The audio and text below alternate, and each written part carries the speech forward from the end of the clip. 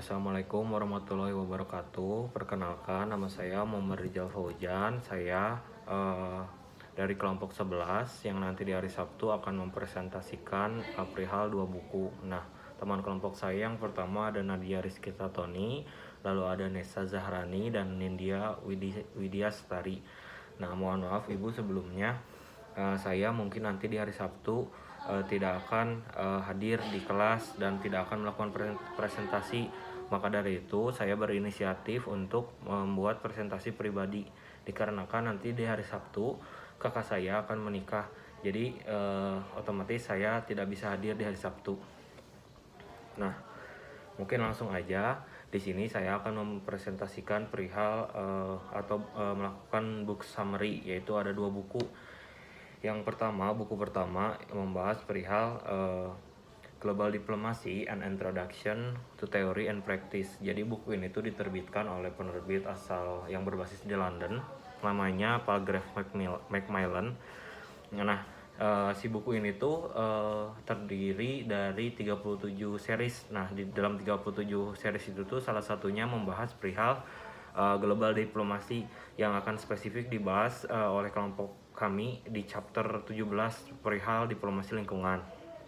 Lalu di buku kedua tentang Environmental and Political Theory Towards an Ecocentric Approach. Buku ini tuh ditulis oleh Robin Eckerley pada tahun 1992. Nah, nanti di buku ini tuh kita bakalan ngebahas di chapter pertama dan chapter kedua. Nah, jadi langsung aja ke buku yang pertama yang diterbitkan oleh Palgrave Macmillan tentang diplomasi lingkungan. Jadi ketika kita berbicara perihal diplomasi lingkungan, apa sih diplomasi lingkungan itu? Dari mulai definisi mungkin ya. Jadi ya, diplomasi lingkungan merupakan sebuah kesepakatan atau kerjasama yang dilakukan baik itu bisa bilateral maupun multilateral oleh beberapa negara untuk membuat kesepakatan atau kerjasama yang berhubungan dengan isu lingkungan. Nah, di dalam diplomasi lingkungan ini juga, kenapa sih bisa ada diplomasi lingkungan? Diplomasi lingkungan ini tuh merupakan isu kontemporer diplomasi dalam HI yang baru populer atau dibahas baru-baru sekitar abad ke-19. Meskipun pada kenyataannya nggak dari abad ke-19 juga gitu. Nah, di diplomasi lingkungan ini juga pada awalnya kan ini menjadi isu yang lokal, regional. Pada akhirnya ini menjadi satu kekhawatiran masyarakat internasional untuk membahas, yuk kita bareng-bareng atau bersama-sama membahas perihal keselamatan lingkungan yang ada di muka bumi ini. Karena berbicara soal isu lingkungan bukan hanya isu lokal satu negara saja, tapi melibatkan semua negara. Jadi saya pikir semua negara perlu bekerja sama untuk menyelesaikan dan menuntaskan kasus-kasus atau isu-isu lingkungan gitu, untuk menciptakan kondisi dunia yang lebih baik gitu. Nah, hal ini juga berkembang sebenarnya mulai dari abad ke-14 di benua Eropa, yaitu kerjasama pertama kali antara, kalau nggak salah tuh Portugal sama Inggris gitu ya, yang ngebahas tentang sumber daya alam, perikanan dan keairan gitu. Pada akhirnya di abad 14 tidak berkembang karena memang pada saat itu belum ada literatur atau buku ataupun teori yang bulat untuk membahas perihal apa sih diplomasi lingkungan. Dan pada akhirnya seiring perkembangan waktu, perjanjian multilateral pertama diplomasi lingkungan itu pada abad ke-19 yang melibatkan beberapa negara di Eropa gitu. Jadi mulai berkembangnya isu-isu lingkungan, krisis iklim dan lain sebagainya, ini yang menjadi pada akhirnya pada akhirnya kritik ini yang menciptakan diplomasi lingkungan ini sendiri gitu.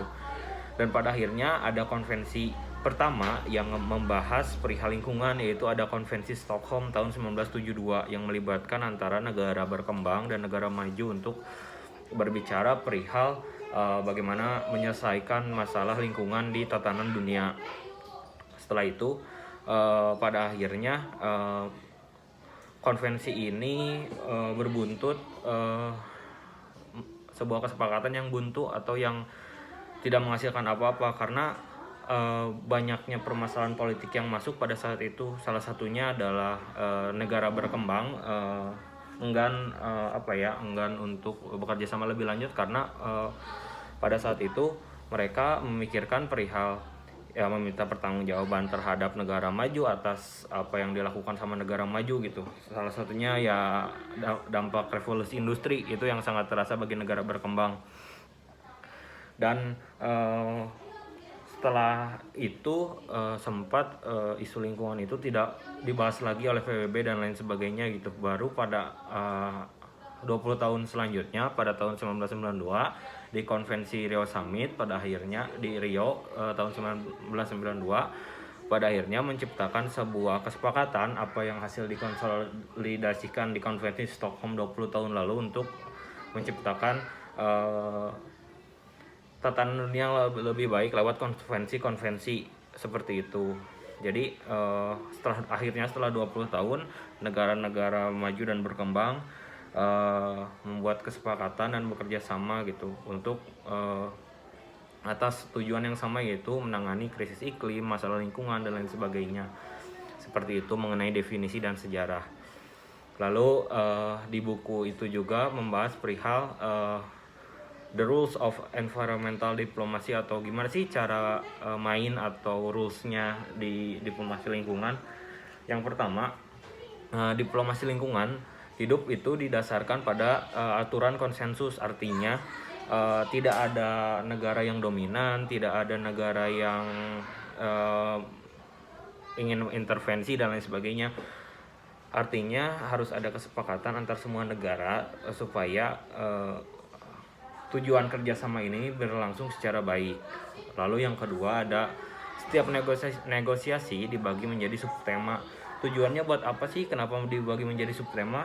Dalam rapat diplomatik yang alot, biasanya diplomat itu berdebat gitu, membicarakan kemungkinan negatif, positif dan lain sebagainya bagi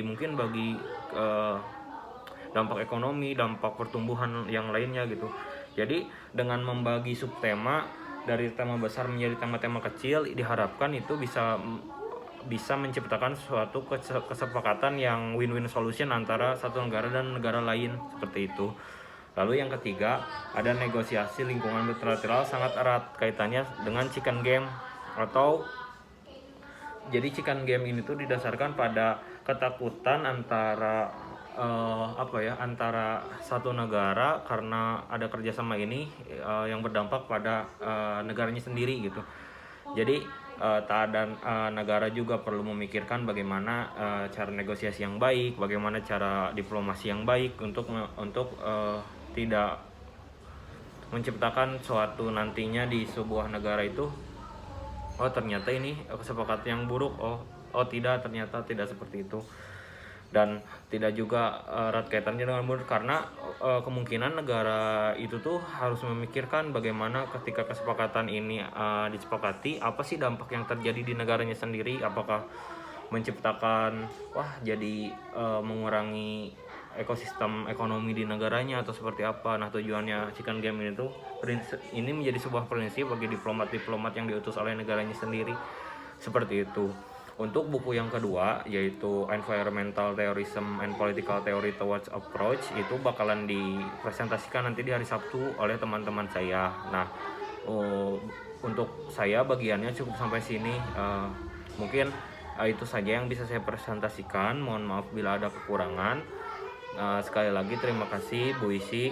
Mohon maaf nanti di hari Sabtu saya tidak bisa melaksanakan kuliah secara tatap muka.